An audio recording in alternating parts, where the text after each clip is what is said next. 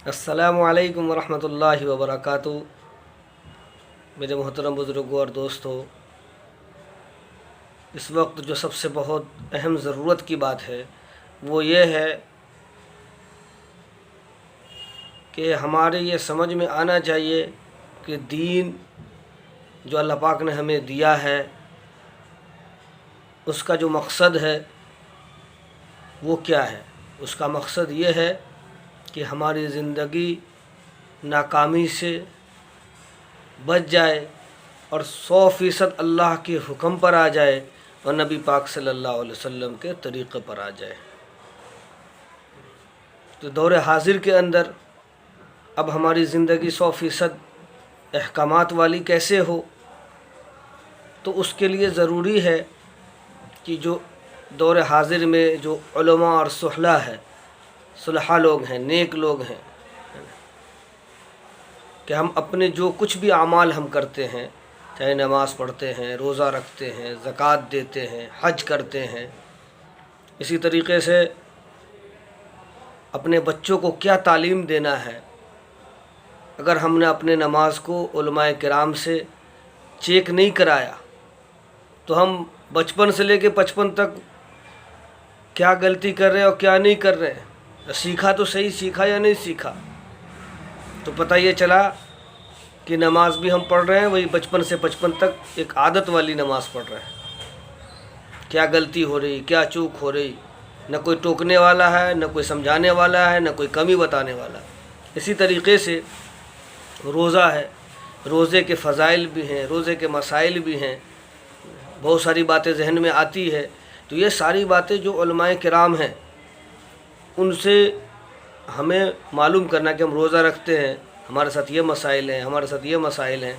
तो अपने रोज़े को उलमा किराम के इल्म से गुजारना है, अपने आप को परफेक्ट नहीं समझना कि हमारा रोज़ा सही है, नमाज सही है। और उस सब से बढ़ के कि दीन की जो सही समझ है कि हमारे, इसलिए कहा गया कि जो है जो अक़ीदे के एतबार से कि हम उन किताबों को पढ़ना होगा जिन किताबों के ज़रिए से हमारा जो अक़ीदा है कि सही है या दुरुस्त है या नहीं है।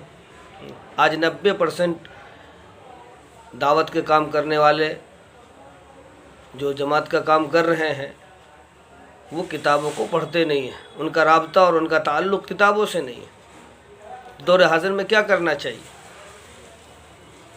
कि अपने इमाम से, आलिम से, कि अपने अक़ीदे के बारे में भी बताए कि हम तो ये सोचते हैं, हम ये सोचते हैं, क्या ये अक़ीदा अहले सुन्नत वल जमात कुरान हदीस के मुताबिक है भी या नहीं है। इसी तरीके से यह बात बहुत समझने की है। इससे पहले भी मैं इस बात का ज़िक्र किया हूँ कि अक़ीदा शरीयत के ताबे है, शरीयत अक़ीदे के ताबे नहीं है। आज अल्लाह माफ़ फरमाए, आलिमों को, हाफिज़ों को महज इस वजह से हम अपने मस्जिदों से निकाल देते हैं कि वो हमें हमारी इस्लाह के लिए जब हमें लुक़मा देते हैं या हमें कोई बात समझाते हैं तो बजाय हमें मानने के हम उसे अपना दुश्मन समझ लेते हैं, दीन के काम का दुश्मन समझ लेते हैं।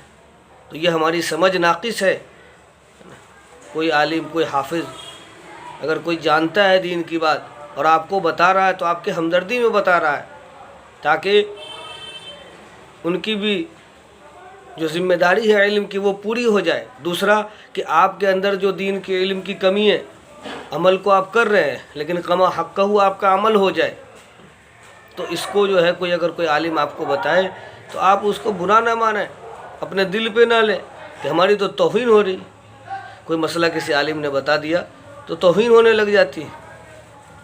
तो दीन में ये चीज़ नहीं है। दीन में जो चीज़ कुरान और शरीयत से मेल नहीं खा रहा है, चाहे उससे लोगों को कितना भी नफ़ा हो रहा हो, उन सब चीज़ों को हमें इख्तियार नहीं करना है। अल्लाह ताला हमें भी और आपको भी तमाम चीज़ों को सीखते रहना चाहिए। जिस दिन अपने आप को हम ये समझेंगे कि हम तो सीख गए तो उस दिन से हमारी तनज़्ज़ुली शुरू हो जाएगी और हमारे दिल में ये जज्बा हो कि हम मुकम्मल दीन को सीखेंगे, मुकम्मल नबी के तरीक़े को सीखेंगे। और उलमाए किराम की खिदमत जब हमें जाते हैं तो हम हदिया तोहफ़ा देते हैं या उनसे मिलते हैं या उनसे हम अक़ीदत रखते हैं, तो अक़ीदत रखने से नहीं होगा, ये तो एक अमल है।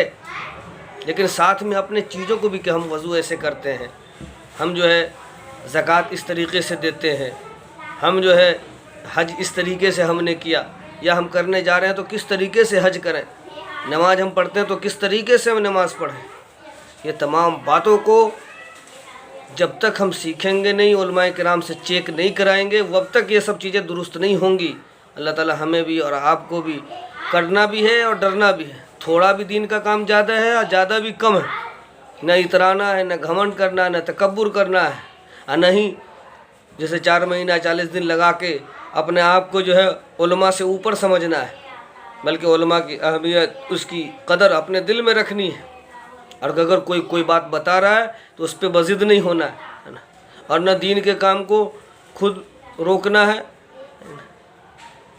اور اگر کوئی کر رہا ہے کہ بھائی مسجد اللہ کا گھر ہے، اگر کوئی مسجد میں آ رہا ہے تو اسے نکالنا نہیں ہے، ہم اس کے حقدار نہیں ہیں۔ اللہ کے گھر میں سب کو حق ہے، سب آئے اور جائے، اپنی سیاست سے، اپنے چالاکی سے، کسی عالم پہ تہمت لگا کر کے کہ یہ جماعت کے آنے کا حق نہیں ہے، یہ جماعت نہیں آ سکتی ہے،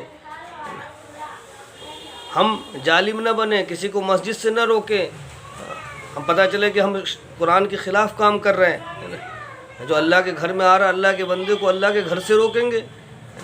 تو یہی چیز ہے کہ یہ ہم اپنے مزاج کو دینی مزاج بنانا ہے نا۔